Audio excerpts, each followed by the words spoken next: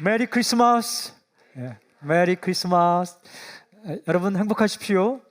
성령 충만하십시오. 아멘. 오늘 읽을 말씀은 마태복음 7장 6절 말씀입니다. 거룩한 것을 개에게 주지 말며 너희 진주를 돼지 앞에 던지지 말라. 그들이 그것을 발로 밟고 돌이켜 너희를 찢어 상하게 할까 염려하라. 아멘. 함께 읽은 마태복음 7장 6절 말씀은 예수님께서 하신 말씀입니다. 그러니까 중요한 말씀입니다. 이렇게 말씀하셨어요. 거룩한 것을 개에게 주지 말며 너희 진주를 돼지 앞에 던지지 말라. 그들이 그것을 발로 밟고 돌이켜 너희를 찢어 상하게 할까 염려하라. 이 구절을 읽을 때 우리는 먼저 이런 질문을 하게 됩니다. 거룩한 것, 진주, 이것은 무엇을 의미하는 것일까? 그 다음, 개와 돼지는 누구를 가리키는 것이지? 그 다음에 주다, 던지다라는 것은 어떤 행동을 말하는 것일까? 그 다음, 발로 밟다, 찢어 상하게 하다라는 것은 어떤 행동을 뜻하는 것이지? 이 질문에 대한 단순한 대답은 이렇습니다. 거룩한 것, 진주는 엄청나게 중요한 것, 즉 가치 있는 것을 가리킵니다. 엄청난 가치를 가진 것을 거룩한 것, 진주라고 표현하고 있습니다. 그 다음 개와 돼지라는 것은 이 소중한 것의 가치를 모르는 사람, 그러니까 조건이 좋지 않은 사람을 비하하고 경멸하기 위해 쓰는 표현이 아니라 아주 소중한 가치를 가지고 있는 것을 모르는 사람을 가리키는 거죠. 그 다음에 주다와 던지다는 그런 가치 있는 것을 전해주는 행동을 말하고, 발로 밟다라는 것은 그 가치 있는 것을 무시하고 거절하는 행동, 그 다음에 찢어 상하게 하다는 것은 가치가 있는 것을 전해주는 사람을 오히려 무시하고 조롱하는 행동을 가리키는 겁니다. 그러니까 이 말씀을 읽고 묵상할 때 우리는 예수님께서 우리에게 주시는 메시지를 들을 수 있습니다. 첫 번째 포인트입니다. 엄청난 가치를 가지고 있는 것이 있다라는 거예요. 이 세상 안에 엄청난 가치를 가지고 있는 것이 있다. 아주 중요한 가치를 가지고 있는 것을 이렇게 표현하고 계십니다. 거룩한 것, 또 하나는 진주. 거룩하다라는 것은 구별되었다라는 거예요. 다르다라는 겁니다. 그러니까 기존의 세상에 있던 것과는 완전히 다른 그런 가치를 가진 것이 있다. 순간의 세상에 영원한 가치를 가진 것, 죽음과 멸망의 땅에서 썩지 않고 영원한 가치를 가진 것이 이 세상에 들어와 있다라는 거예요. 근데 진주는 아주 소중하고 귀한 것이죠. 그렇다면 무엇이 이 세상에 주어진 그런 거룩한 것, 진주와 같은 가치를 가지고 있는 것일까? 마태복음을 천천히 읽어가다 보면 그것은 예수님께서 전해주신 천국 복음을 가리킵니다. 마태복음에는 처음부터 끝까지 이 천국 복음에 대한 이야기가 기록되어 있어요. 마태는 예수님께서 이 땅에 오셔서 선포하신 처음 외침이 중요하죠. 첫 외침을 이렇게 우리 전해줍니다. 마태복음 4장 17절, 이때부터 예수께서 비로소 전파 이르시되 회개하라 천국이 가까이 왔느니라 하시더라. 그러니까 회개하라 천국이 가까이 왔느니라, 이것이 예수님께서 전해주고 싶은 것이에요. 처음 외쳤던 외침입니다. 그러니까 예수님께서 전해주는 거룩한 것, 진주와 같은 최고의 가치는 천국이었어요. 천국에 대한 이야기가 예수님의 가르침 전부입니다. 이 마태는 이처럼 거룩한 것, 소중한 것, 이 천국 복음에 대한 이야기를 전반부에서 이렇게 요약하고 있습니다. 마태복음 4장 23절, 예수께서 온 갈릴리에 두루 다니사 그들의 회당에서 가르치시며 천국 복음을 전파하시며 백성 중에 모든 병과 모든 약한 것을 고치시니.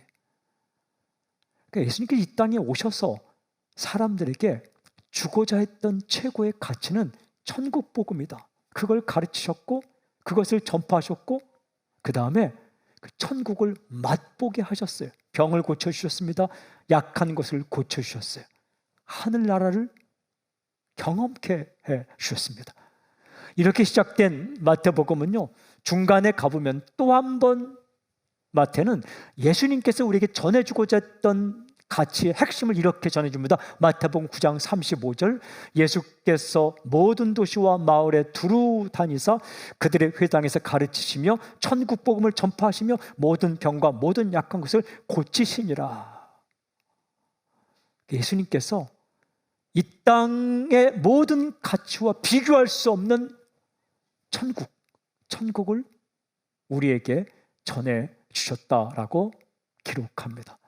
그러다가 마태는 이 7장 6절에서 쓰였던 진주라는 이야기를, 이 단어를 다시 한번 사용하며 예수님의 말씀을 우리에게 전해줍니다. 마태복음 13장에 가보면 천국에 대한 비유 이야기가 나오는데 13장 45절 46절에 보면 이런 말씀이 있습니다. 또 천국은 마치 좋은 진주를 구하는 장사와 같으니 극히 값진 진주 하나를 발견하며 가져가서 자기의 소유를 다 팔아 그 진주를 사느니라. 극히 값진 진주가 있는데 그 진주는 어떤 가치가 있는가? 자기의 것을 다 팔아 살 만한 가치가 있다. 그것은 천국이다. 이렇게 주께서 말씀하셨어요. 모든 소유를 다 팔아서 살 만큼 극히 값진 진주와 같은 것이 바로 천국이다. 근데 그 천국을 주님께서 이 땅 가운데 이렇게 주시기를 원하신다는 거예요. 그리고 그 하나님의 나라를 경험하게 하시기를 원한다라는 겁니다.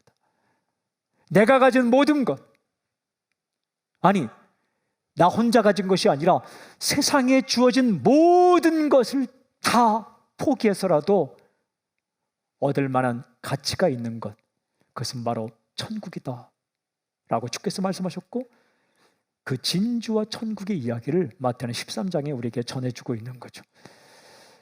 그리고는 마태복음을 읽어가다 보면 이 천국 복음이 세상 끝날까지 사람들에게 전해져야 하는 최고의 가치라고 말씀하신 예수님의 말씀을 기록합니다. 마태복음 24장 14절, 이 천국 복음이 모든 민족에게 증언되기 위하여 온 세상에 전파되리니 그제야 끝이 오리라. 세상의 끝은 언제 오는가?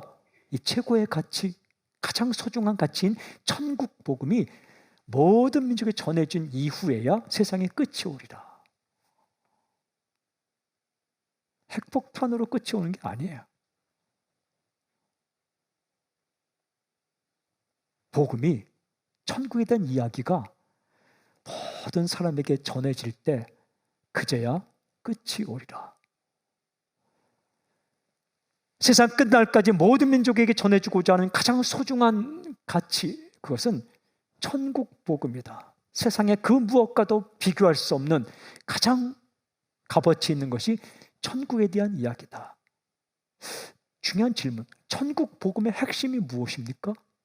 그것은 다름 아닌 바로 예수 그리스도이십니다. 예수 그리스도예요. 복음은요, 어떤 이론이 아닙니다. 복음은 예수 그리스도이십니다. 복음은 사상이 아닙니다. 복음은 인격인데 바로 예수 그리스도예요. 그러면 믿음은 이해를 넘어서서 만남이에요. 인격이신 예수를 만나는 것이 믿음이에요. 그러니까 믿음은 이해가 아니라 받아들이는 거예요. 어떤 사람을 환영하며 받아들이듯이, 대문을 열고 받아들이듯이 마음문을 열고 인격이신 예수님을 받아들이는 게 믿음이요. 그리고 그 복음은 바로 예수 그리스도이신 거죠. 이 땅 가운데 천국 갈 수 있는 길, 하늘 가는 밝은 길을 내가 걸어갈 수 있는 길, 그 길 예수 그리스도. 그리고 이 땅 가운데 살지만 이 슬픔과 낭만과 절망과 한숨의 땅에 우리가 살지만, 깨어지고 부서지고 이지러지고 이 죽음의 땅에 살지만, 연약하고 나약한 이 몸을 가지고 우리가 슬퍼하며 때로는 한숨 쉬며 살지만, 그 가운데 있으면서 기쁨과 평화와 사랑과 환희의 그 천국을 경험할 수 있는 길은 바로 예수 그리스도입니다. 그런데 그분을 하나님께서 이 땅에 주셨다는 거예요. 세상에 어떤 가치 있는 것과 비교가 안 되는, 구별되는 거룩한 것, 그것은 예수님이십니다. 세상에 어떤 보화와 비교할 수 없는 극히 같은 진주로 비유할 수 있는 그분은 예수 그리스도. 그런데 그 최고의 가치 예수님이 이 땅에 오셨다는 거예요. 저는 일평생 이 고백이 당신의 고백이 되길 바랍니다. 최고의 가치 예수 그리스도. 저는 이번에 한 절을 정해놓고 책을 읽고 말씀을 읽고 묵상하고 설교문을 쓰다가, 설교문을 쓸 때는 대부분 맨 마지막에 설교 제목을 확정 짓습니다. 가 제목을 정해놓고 마지막까지 설교문을 쓰고 오늘 메시지의 제목을 어떻게 정할까 하다가 제가 쓴 설교문을 다시 읽어보니까 맨 끝자락에 맨 끝에 이렇게 써놨다고. 최고의 가치 예수 그리스도를 찬양합니다. 아멘. 이렇게 써놨더라고요. 설교문에. 그래서 최고의 가치 예수 그리스도? 이 제목. 그래서 오늘 제목을 최고의 가치 예수 그리스도. 그러고 보니까 다시 돌아와서 이 대목에 이렇게 썼습니다. 이 고백이 당신에게 일평생 있길 바랍니다. 최고의 가치 예수 그리스도.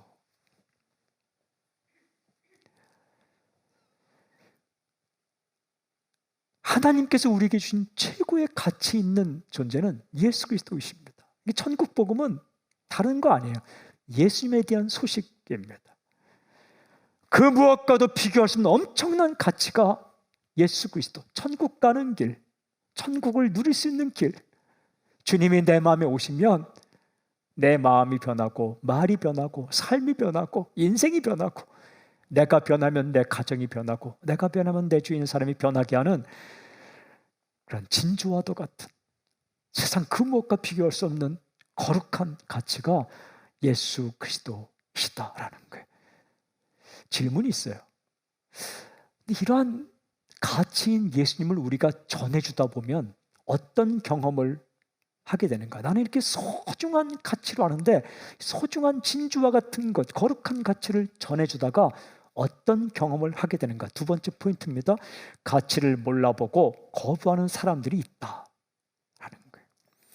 여러분, 예수님은 엄청나게 가치 있는 것을 몰라보고 그것을 거부하는 사람들이 있다라고 말씀하세요. 오늘 읽은 이 말씀을 읽어보면 처음 읽을 때 다소 거북하게 느껴지는 표현이 있어요. 거룩한 것, 가치 있는 것을, 진주와 같은 걸 몰라보는 사람을 이렇게 표현하고 계세요. 개, 돼지. 아니, 어떻게 예수님께 이런 말씀을, 이런 단어를 쓸 수 있을까라고 생각될 정도, 깜짝 놀랄 정도로 그런 표현이에요. 여러분, 기억할 것은, 꼭 알아야 될 것은, 여기 쓰인 개, 돼지라는 말은 어떤 인간적인 조건이 열악한 사람들을 비하하고 경멸하는 발언이 아닙니다. 이 단어를 인용해서 조건이 안 좋은 사람들, 어떤 일군의 무리를 비하하고 경멸하고 조롱하면서 개돼지와 같다 이렇게 쓰는 것은 잘못된 이해라는 거예요. 예수님은 어떤 사람도 비하하거나 경멸하신 적이 없어요. 여기서 개돼지라는 표현은 소중한 것, 아주 귀한 것을 몰라보고 거절하는 사람을 은유적으로 표현하는 말입니다. 비하와 경멸이 아니라 태도를 가리키는 말이라는 거죠. 그러니까 아주 소중한 것을 주어도 그 가치를 몰라보는 사람의 태도를 그렇게 은유적으로 표현하고 있다는 거죠. 여러분, 우리가 살면서 깨닫게 되는 한 가지 사실이 있어요. 그건 뭐냐 하면 동일한 것에 대한 가치평가가 서로 다르다라는 거예요. 똑같은 것에 대한 가치평가가 정말 사람마다 달라요. 어떤 사람은 이것을 소중하게 여기는데 어떤 사람은 그것을 하찮게 여긴다고요. 지역마다 달라요. 그리고 시대마다 다릅니다. 어떤 예술 작품을 한 시대에서는 가치 있는 것을 평가하지 않았는데 한 몇십 년이 흘러서 그 작품의 가치를 재평가할 때가 있는 거죠. 복음도 마찬가지예요. 동일한 예수님에 대한 이야기 복음인데 그 가치를 알아보고 받아들이는 사람이 있는가 하면 그 가치를 몰라보고 거절하는 사람들이 있다라는 거예요. 거부하는 것을 넘어서서 그냥 받아들이지 않는 것을 넘어서서 아예 적극적으로 분노를 폭발하며 조롱하고 핍박하는 사람도 있다. 그런 사람들을 예수님은 이렇게 표현하고 있습니다. 오늘 읽은 7장 6절 후반부에서 그들이 그것을 발로 밟고 돌이켜 너희를 찢어 상하게 할까 염려하라. 발로 밟는다라는 것은 소중한 것을 그냥 거절하고 무시한다는 거예요. 뭐 이까짓 것 하고 무시한다는 거예요. 그리고 너희를 찢어 상하게 한다는 것은 오히려 그 소중한 가치인 복음을 전하는 사람들을 공격하고 모독하고 모욕하는 그런 행동을 가리키는 거죠. 무슨 말씀입니까? 복음을 전해줘도 복음을 거절하는 사람이 있을 수도 있다. 거절하는 것을 넘어서서 복음을 전하는 사람을 공격하는 사람들도 있을 수 있다. 여러분, 예수님은 제자들을 파송하기 이전에 그들이 겪게 될 현실을 미리 말씀하는 거예요. 여러분, 이 사실을 모르면 한 번 전도했다가 그 사람이 전도를 받아들이지 않는다고, 또 한 번 전도했는데 그 사람이 오히려 찢어 상하게 하는 것처럼 적극적으로 나를 모독하고 공격한다고 해서 그냥 낙심하고 맙니다. 그런 현실을, 앞으로 닥치게 될, 경험하게 될 현실을 주님께서 제자들에게 먼저 말씀해 주신 거예요. 저는 이 말씀을 묵상하다가 주님의 따뜻한 마음을 느끼게 되었어요. 아, 예수님은 이 제자들이 세상에 나가서 예수님을 전하게 될 때 맞닥뜨리게 되는 현실을 미리 말씀해 주신 것이구나. 여러분, 복음을 전할 때 모든 사람이 다 믿을 거야 라는 환상을 가지고 나가서 뭐 기대감은 좋겠지만 그 환상을 가지고 착각 속에 전하다 보면 한 사람이 거부하면 거기서 팍 주지 않습니다. 여러분, 거절에 대한 그런 예상을 하지 못한 사람은 사역을 못해요. 그냥 열심히 최선을 다해 어떤 좋은 일을 하다가 받아들이지 않는다고 푹 주지 않고 그거 어떻게 하겠습니까? 복음 전파도 마찬가지예요. 너희가 나가서 예수님에 대한 이야기를 할 때에 어떤 사람들은 듣는 사람도 있지만 어떤 사람은 그 소중한 가치를 몰라보고 거절할 것이며, 그리고 거절한 걸 넘어서 너희를 핍박하며 공격할 수도 있다 라는 사실을 주께서 말씀해 주시는 거예요. 이렇게 표현할 수 있습니다. 최고의 가치인 천국 복음을 전하여 주어도 그것을 몰라보고 거절하는 사람을 만날 수도 있다라는 말씀을 하고 계십니다. 아주 분명하게 말씀하세요. 여러분, 이 사실을 받아들여야만 계속해서 복음을 전할 수 있습니다. 이 가능성을 받아들이지 못하면 거절받을 때마다 슬프고 포기하고 싶어지는 거예요. 예수님은 복음을 전하는 제자들의 마음이, 그 마음의 행복이 빼앗기지 않기를 원하는 거예요. 그래서 거절받을 수도 있다. 아무리 좋은 것을 주어도 몰라보는 사람이 있을 수 있다라고 제자들에게 말씀하신 거예요. 여러분, 기억하십시오. 예수님 자신도 그런 경험을 하십니다. 예수님 자신도 이런 경험을 하셨어요. 예수님이 전해 주었을 때 모든 사람이 다 믿은 게 아닙니다. 특별히 살아계시겠지만 누가는 예수님의 마지막 장면을 우리에게 전해주면서 예수님에 대한 상반된 태도 두 가지를 정확하게 전해줍니다. 누가복음 23장 32절에 이렇게 시작됩니다.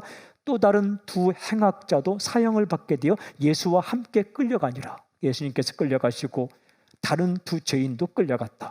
그 다음 누가복음 23장 39절 43절 달린 행악자 중 하나는 비방하여 이르되 너희가 그리스도가 아니냐, 너와 우리를 구원하라 하되, 다른 하나는 그 사람을 꾸짖어 이르되 너희가 동일한 정죄를 받고서도 하나님을 두려워하지 아니하느냐, 우리는 우리가 행한 일에 상당한 보응을 받는 것이나 받는 것이니 이에 당연하거니와 이 사람이 행한 것은 옳지 않은 일이 없느니라 하고 이르되 예수여 당신의 나라에 임하실 때 나를 기억하소서 하니 예수께서 이르시되 내가 진실로 내게 이르노니 오늘 내가 나와 함께 낙원에 있으리라 하시니라. 예수님의 십자가 곁에서 죽어가던 사람 가운데 두 사람 중 한 명은 받아들였고 한 명은 거절했다. 거절한 걸 넘어서 모욕했다, 조롱했다 라고 전해줍니다. 여러분, 이것이 예수님의 숨지기 전에 마지막 경험이에요. 받아들인 사람도 있고 거절한 사람도 있다는 거예요. 예수님의 복음을 전하기에 목숨을 걸었던 사도 바울은 이렇게 고백하더라고요. 사도 바울이 맨 마지막에 죽기 전에 쓴 편지가 디모데 후서입니다. 죽기 전에 누구에게 편지를 쓰는가? 디모데에게 써요. 친아들은 아니지만 아들같이 사랑했던 디모데에게 앞으로 내가 목회하고 앞으로 내가 세상 속에 살고 앞으로 내가 살아갈 때에 이런 것은 꼭 경험하라 라고 말하는 편지가 디모데 후서입니다. 그런데 이런 구절이 있었습니다. 디모데 후서 4장 14절 15절 그 마지막에 가니까 구리 세공업자 알렉산더가 내게 해를 많이 입혔음에 주께서 그 행한 대로 그에게 갚으시리니 너도 그를 주의하라. 그가 우리 말을 심히 대적하였느니라. 디모데후서 마지막 부분이 4장이에요. 그리고 14절 15절은 아주 마지막 부분인데 마지막 부분에 이런 말을 하는 거예요. 알렉산더라는 사람 조심해. 그 사람이 나를 참 반대했는데 너도 반대할 거야 아마. 그가 우리를 심히 대적했거든. 그 사람을 조심해. 무슨 말입니까? 그 사람이 너를 반대하더라도 낙심하지 마. 너의 사역을 포기하지 마. 그 한 사람이 너를 끝까지 물고 뜯고 대적하더라도 복음 전파하는 것 절대 포기하지 마. 때를 얻든지 못 얻든지 복음을 전해. 그렇게 권면하는 거예요. 이 바울이라는 사람이 알렉산더 한 사람 때문에 얼마나 고민하고 끙끙 앓았는지를 알 거예요. 그렇게 사랑하려고 하고 베풀려고 하고 그렇게 해도 끝까지 거부하고 반대한 거절한 알렉산더, 그 이야기를 하는 겁니다. 너도 거절받을 수 있어 라는 거죠. 이러한 경험을 통해서 사도 바울은 데살로니가 후서에서 이렇게 고백합니다. 데살로니가 3장 2절 믿음은 모든 사람의 것이 아니니라.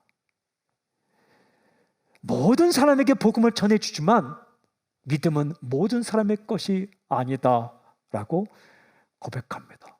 무슨 말입니까? 소중한 것을 전해주어도 거부하고 거절하는 사람이 있을 수도 있다. 현실입니다. 이거를 인정하지 않으면 계속 복음을 전할 수 없어요. 한 사람을 끌어안고 복음을 전했다. 그 사람이 거절했다고 해서 그냥 그만둘 거야 하면 어떻게 다시 복음을 전하겠어요? 사랑도 거절받을 수 있는 것을 예상할 줄 알아야 되는 거예요. 사역도 거절받을 수 있다는 것을 인정해야 되는 거예요. 복음 전파도 거부할 수 있는 사람이 있다는 것을 인정해야만 죽기까지 끝까지 복음을 전파할 수 있는 거죠.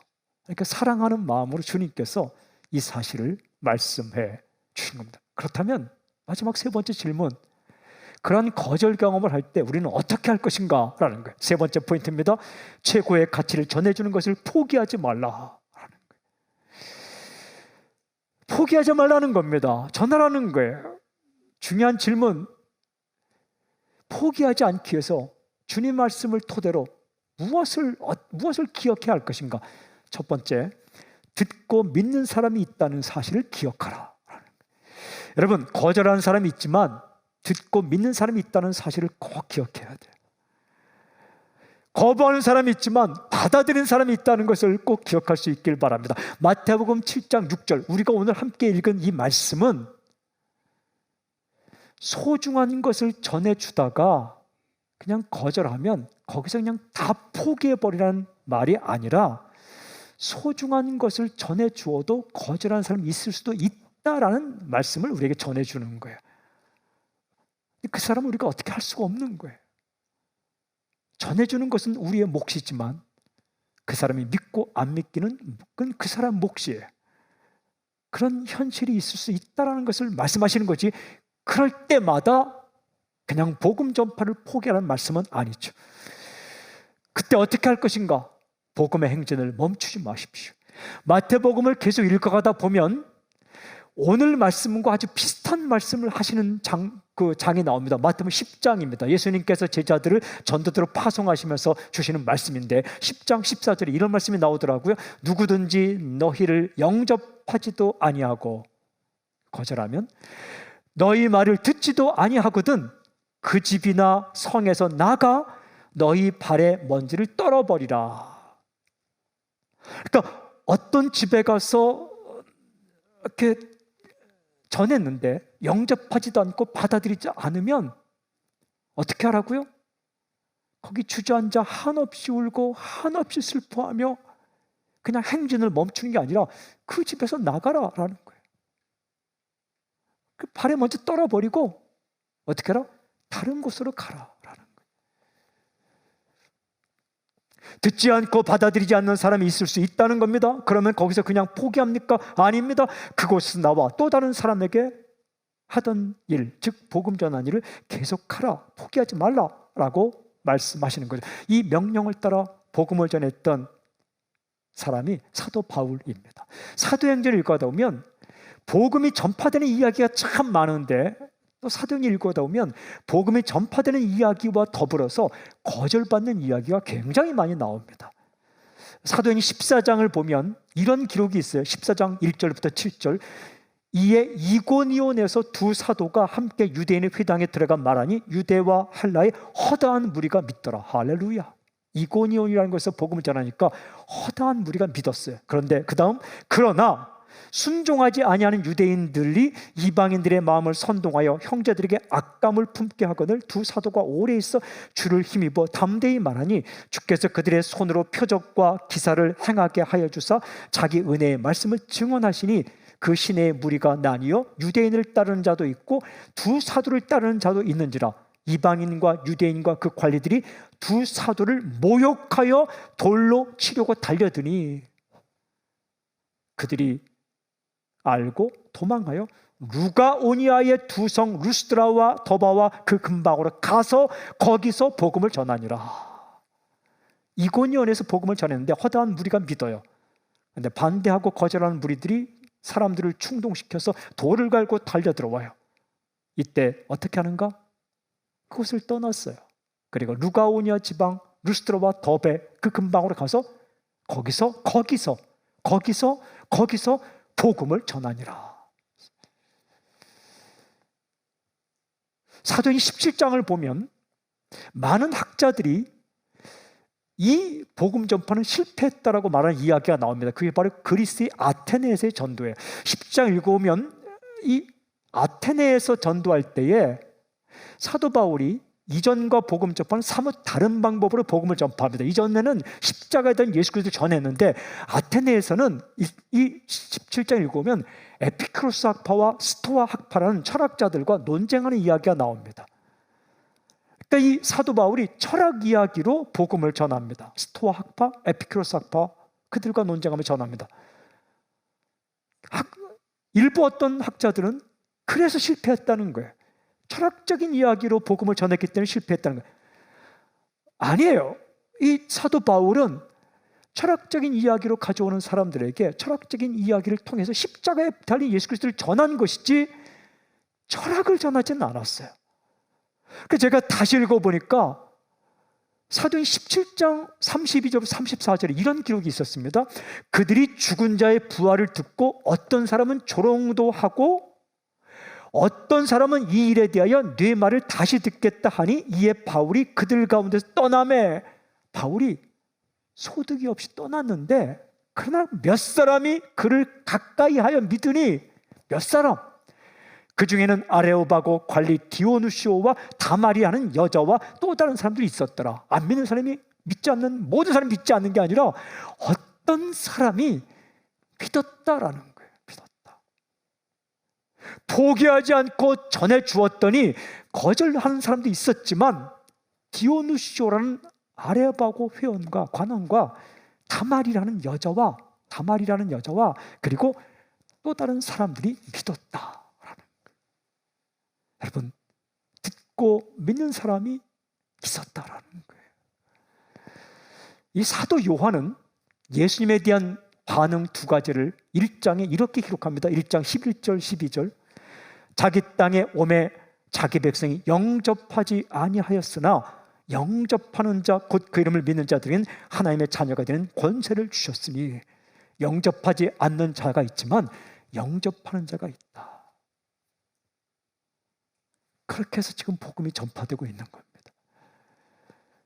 어떤 한 사람이 내가 복음을 전할 때 그 사람이 거절했다고 해서 거기서 복음의 행진을 멈추지 말고 계속해서 누군가에게 복음을 전파하라. 주께서 말씀하시는 거예요. 어떤 사람이 거절했다고 해서 마음 상하지 마, 포기하지 마 라고 하시는 말씀이에요. 두 번째는 복음을 변절시키지 말라.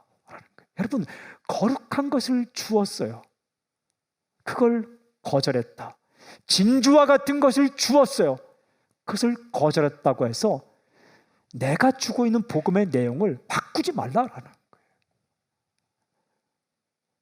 어떤 사람이 거절하고 어떤 사람이 거부했다고 해서 그들의 입맛에 맞추기 위해서 복음을 변질시키지 말라라는 거예요. 여러분, 그것을 발로 밟고 우습게 여길 수도 있지만 어떤 사람은 그것을 조롱하고 그것을 비웃고 그렇게 할 수 있지만, 그러나 그런 일을 경험하더라도 절대 복음 자체를 변질시키지 말라.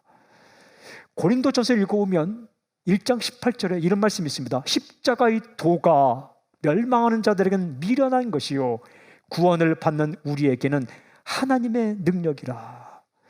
십자가의 복음이 거절하는 사람들이 볼 때는 미련하게 여길 수 있다. 어찌 그런 것을 나에게 믿으라 라고 미련하게 보는 사람도 있지만, 구원을 얻는 사람에게는 하나님의 능력이라. 이것밖에 없다. 제가 대학교 4학년 때 우리 철학과에서 논쟁이 붙었습니다. 어떻게 십자가에 달린 예수 그리스도를 믿는다고 그 한 가지 사실로 구원을 받을 수 있냐, 말이 되느냐라는 파와 말이 된다라는 파. 그래서 이렇게 철학과인데 이렇게 그 논쟁이 붙었습니다. 저는 어떤 파일까요? 말이 된다는 파였어요. 그런데 제게 어떤 고민이 생겼냐 하면, 정말 이게 학문적일까? 이런 생각이 든 거예요. 십자가의 복음이 학문적인 것일까? 이게 이성적일까? 리즈너블. 이게 이성적인가? 에카데믹. 이게 학문적인가? 이게 정말 말이 되는 얘기를 전하는 것일까? 아니면 말은 안 되는데 비이성적이고 비학문적이고 비합리적인데 그냥 믿으라고 하는 것일까? 이런 고민을 제가 하게 되었습니다. 열심히 전도하는 과정에 그러다가 어떤 마음이 제 마음에 들어왔냐면, 그 당시에 논리학을 배우면서 참과 거짓이 무엇일까? true, 진실이다. false, 가짜다. 이 기준이 뭘까? 그 당시 제가 이 과학 철학이라는 걸 배웠는데 거기에서 가설과 이론의 차이가 뭘까를 배웠어요. 가설, 하이퍼서스, 가설, theory, 이론, 차이가 뭘까? 가설은 검증이 안 된 거예요. 그러니까 그 이론을 따라가다 보면 결과가 안 나올 수 있는 게 가설이에요. 이론은 뭐냐면, theory는 뭐냐면 검증된 거예요. 그 이론을 따라가다 보면 반드시 결과가 나오는 거예요. 진리는 무엇인가? 진리는 길고 짧은 문제가 아니고 그럴듯한 문제가 아니고 진리는 그걸 따라가다 보면 그 끝자락에 결과가 있는 게 진리예요. 거짓은 무엇인가? 그럴듯하게 보여도 그것을 따라가면 꽝, nothing, 아무것도 없는 게 거짓이에요. 제 마음 가운데 십자가의 도, 십자가에 달린 예수 그리스도를 믿으면 구원받는 이 이야기는 참이냐 거짓이냐? 제 마음 가운데 이건 참이다라는 확신이 생겼어요. 그러면서 어떤 생각이 들었냐 하면 이게 왜 말이 될까? 자연에는 자연법이 있는 거예요. 내추럴로. 물은 위로부터 아래로 흐른다. 무거운 건 떨어진다. 이게 자연법이에요. 자연은 법칙이 있는 거예요. 자연법을 이야기할 때 이성적인 거예요. 여러분, 믿음이 있다고 해서 자연법에 어긋나는 걸 말하면 그건 비이성적인 거예요. 비합리적인 거예요. 비학문적인 거예요. 근데 구원에는 구원법이 있는 거예요. 구원에는 구원법. 하나님께 세운 구원법. 그 구원법이 예수 그리스도예요. 그래서 제 마음 가운데 맞아. 자연에 자연법이 있듯이, 사회는 사회법이 있듯이, 회사는 회사법이 있듯이 구원에 관한 하나님이 세우신 구원법이 있어. 구원법을 말하는 게 그게 학문적이고 이성적이고 그것이 합리적이야. 여기까지 도달했어요. 그리고는 다시 묵상해 보는데 왜 하나님은 이 방법밖에 없을까? 인간을 묵상하다 보니까 인간이 참 왔다 갔다 해요. 무슨 덩어리예요? 죄악 덩어리예요. 자신의 공로로, 자신의 선한 행실로 누구도 자신 있게 신 앞에 설 수 없는 거예요. 이런 인간을 지식으로 구원받으라. 어느 정도의 지식이 있어야 돼요. 도덕으로 구원받으라. 어느 정도의 도덕이 있어야 돼요. 서로서 먼저 안 난 사람이 없는데, 모르는 거 천진데. 실력으로 구원받으라. 어느 정도의 실력이 있어야 돼요. 베테랑도 실수하는데. 이런 인간을 구원할 수 있는 길을 하나님께서 그 아들을 보내셔서 아들을 믿기만 하면 구원해 주겠다는 이 하나님의 구원법이 모든 인간에게 구원의 기회를 줄 수 있는 최고의 법이더라고요. 가난한 자에게도 부자에게도 어른에게도 아이에게도 IQ가 높거나 IQ가 낮거나 엄청난 죄악을 저질렀거나 죄악을 많이 저지르지 않았거나 이 민족에거나 저 민족에거나 영어를 쓰는 민족에거나 한국어를 쓰는 민족에거나 이곳에 살거나 저곳에 살거나 지금까지 어떤 인생을 살았든지 전도해 보니까 어떤 인생을 살았든지 마음을 열고 예수님을 받아들일 수 있다는 사람들이 구원받기를 원하는 마음으로 하나님께 줄 수 있는 최고의 법은 믿음의 법이더라고요. 그래서 제 마음 태도가 달라졌어요. 이건 말이 되니까 누가 보더라도 이것은 이성적이고 학문적이고 합리적이고 말이 되는 이야기니까 나는 믿고 너도 믿으라고. 전도가 달라졌어요. 그리고 신학대학원에 가기 위해서 준비하는 신학도로서 더 확신이 생겼어요. 그래서 신학대학원에 원서를 낼 때 1000명이 원서 내는데 제가 원서 번호 1번이에요. 문을 열기 전에 가서 교정에서 기도하고 누구보다 1번으로 접수했어요.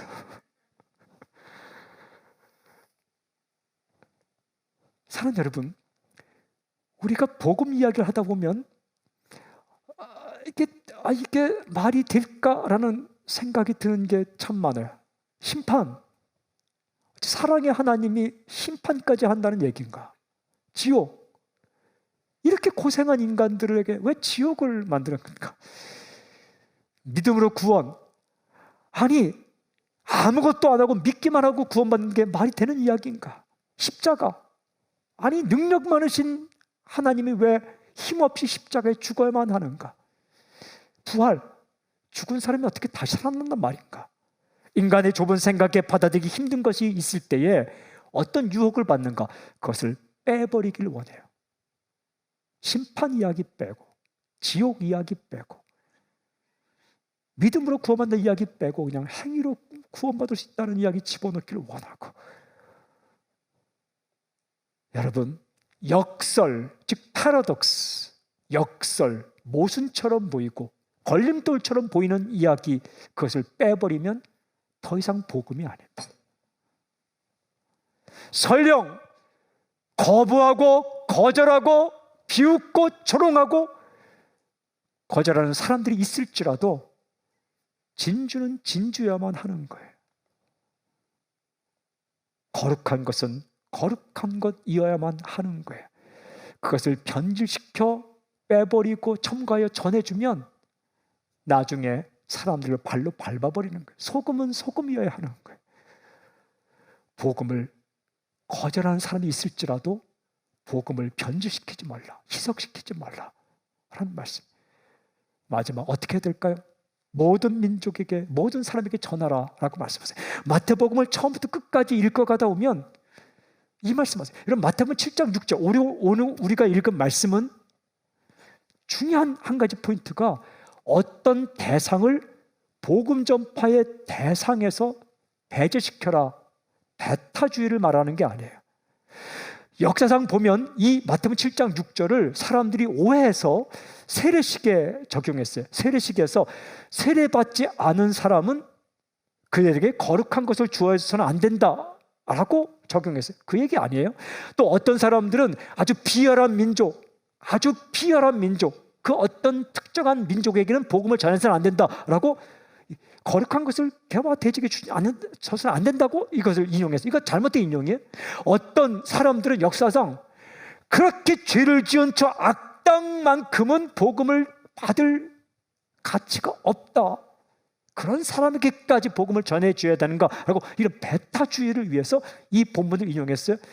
그 본문 아니에요. 이 마태복음 7장 6절 우리가 오늘 읽은 말씀은 배타주의를 위해서 사용될 본문이 아니라 오히려 복음을 전하다 보면 거절을 받을 수도 있다라는 현실을 이야기한 겁니다. 그런데 그러면 어떻게 할 것인가 라는 거예요. 여러분, 예수님은 아주 분명하게 마태복음 전체에서 이렇게 말씀하세요. 제가 읽다가 이 말씀을 찾았는데 마태복음 19장 14절 예수께서 이르시되 어린아이들을 용납하고 내게 오는 것을 금하지 말라. 천국이 이런 사람의 것이라 하시고 어린아이들도 내게 막지 말라. 모든 자를 막지 말라. 어린아이들이라도 복음을 들어야 한다고 말하는 거예요. 모든 사람이 복음을 들어야 한다. 마태는요, 마태복음을 기록하면서 예수님의 말씀을 기록하다가 마지막에 당부한 예수님의 말씀을 우리에게 전해줍니다. 마태복음 28장 19절 그러므로 너희는 가서 모든 민족을 제자로 삼아 아버지와 아들과 성령의 이름으로 세례를 베풀고 모든 민족에 전하라. 한 사람이 거절했다고 해서 포기하지 말고 모든 민족에게 복음을 전파하라 라고 말씀하십니다. 여러분, 모든 민족, 모든 사람. 사도 바울은 하나님의 마음을 알게 되었어요. 그는 하나님의 마음을 이렇게 전해줍니다. 디모데전서 2장 4절 하나님은 모든 사람이 구원을 받으며 진리를 아는 데에 이르기를 원하시느니라. 한 부류의 사람이 거절받았다고 해서, 이 지역이 거절했다고 해서 복음의 행진을 멈추지 말고 복음을 모든 민족에게 전하라. 이 말씀을 제가 묵상하는데 설교문을 다 쓰고 이제 마침점을 찍으려고 하는데 기도하는 가운데 두 가지 구절이 저에게 주어졌어요. 첫 번째 구절은 요한복음 20장 29절이에요. 예수께서 이르시되 너는 나를 본고로 믿느냐? 보지 못하고 믿는 자들은 복되도다 하시니라. 예수님 도마에게 하신 말씀인데 나는 예수님을 직접 보지 못했는데 거절하지 않고 믿었다는 게 웬 은혜냐. 이게 복이다 라는 생각이 들었어요. 최고의 가치이신 예수님을 내가 거절하지 않고 받아들였다는 자체가 감사로 다가왔어요. 사랑하는 여러분, 믿은 게 복입니다. 나중에 죽었는데 최고의 가치인 예수님을 몰라보고 거절했을 때 얼마나 땅을 치며 후회할 거예요. 성경에는 슬피 울며 이를 갈미 있으리라 이렇게 표현해요. 아쉽지만 괜찮은 거예요. 그러나 영생, 생명, 이 땅에서 거절했는데 죽고 나니까 진짜 예수님 믿는 자에게 천국이 주어지는 사실을 알았을 때 그건 슬픈 거예요. 그런데 그걸 거절하지 않고 믿었다는 사실이 얼마나 저에게 감사로 다가오는지 몰라요.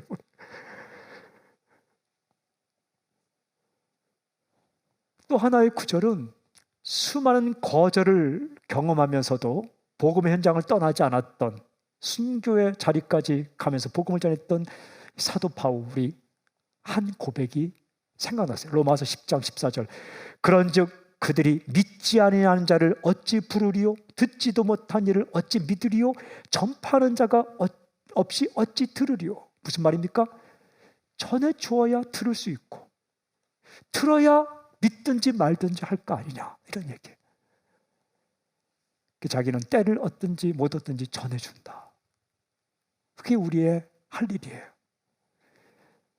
여러분, 끄집고 데려와서 믿게 할 수는 없어요. 그건 하나님께 맡기고 전해주어야 들을 수 있고 들어야 믿을 수 있는 거 아니냐라고 고백하고 있는 거예요. 사랑하는 여러분, 그래요. 우리가 전해주어야 듣게 돼요. 교회가 가진 가장 최고의 가치는 건물이 아니에요. 교회가 가진 최고의 가치는 전통도 아니에요. 교회가 가지고 있는 최고의 가치는 사람도 아니에요. 교회가 가진 최고의 가치는 예수 그리스도예요. 세상 어디에서도 들을 수 없는 천국에 대한 이야기, 그 복음을 들을 수 있는 곳이 교회. 크리스찬에게 주어진 최고의 가치는 예수 그리스도예요. 우리 질그릇입니다. 깨어지기 쉬워요. 얼마나 우리가 상하기 쉽습니까? 근데 질그릇 가운데 보배를 가졌는데 그 보배가 예수 그리스도예요. 그것을 전해 주어야 들을 수 있어요. 들어야 받아들이든지 거절하든지 고민을 하게 되는 거예요. 들어야 받아들일 수 있다. 사랑하는 여러분, 내가 누군가에게 전해 주었는데 한 번 거절했다고 해서 포기하지 마십시오. 거절 받을 수 있어요. 그러면 또 다시 전해주는 거예요. 그 사람에게. 그리고 내가 그렇게 애정을 쏟았던 그 사람이 거절했다고 해서 복음 전하는 것을 포기하지 마세요. 또 다른 누군가에게 복음을 전하는 거예요. 주님은 우리에게 사랑하는 마음으로 이렇게 말씀하신 거예요. 세상에 그 무엇과도 비교할 수 없는 진주와 같은 가치, 거룩한 가치, 그 가치가 있어. 그걸 내가 너희에게 준 거야. 나는 너를 주고 나를 주고 천국을 너에게 준 거야. 그런데 그것을 몰라보는 사람들도 있을 수 있어. 심지어는 너희를 그것을 전해준다고, 그 말을 한다고 공격하는 사람이 있을 수도 있어요. 그런데 낙심하지 마. 그럴 때 그 진주를 포기하지도 마. 견제시키지도 마. 사람들 입맛에 맞게 바꾸지도 마. 그것을 전해주는 것을 포기하지 말라고 우리에게 말씀하시는 거예요. 여러분, 거절당할 수 있다는 것을 알아야 사랑도 끝까지 할 수 있는 겁니다. 거부하는 사람이 있을 수도 있다는 것을 알아야 우리가 선을 베풀고 사랑을 나눠주는 것도 끝까지 할 수 있는 거예요. 복음에 대한 거부 반응이 있을 수 있다는 것을 알아야, 그것까지 감안해야 우리는 끝까지 복음 전파를 할 수 있는 겁니다. 오늘 내 가족이 거절했다고 그에게 복음 전파하는 것을 멈추지 마십시오. 모든 민족, 모든 사람이 예수님에 대한 소식을 들을 때마다 듣기까지 우리의 복음의 행전을 멈추지 않는 교회, 복음의 행전을 멈추지 않는 당신이 되기를 저는 선포합니다. 마지막 설교문을 읽습니다. 최고의 가치 예수 그리스도를 찬양합니다. 할렐루야. 아멘. 아멘. 아멘. 주님을 찬양합니다.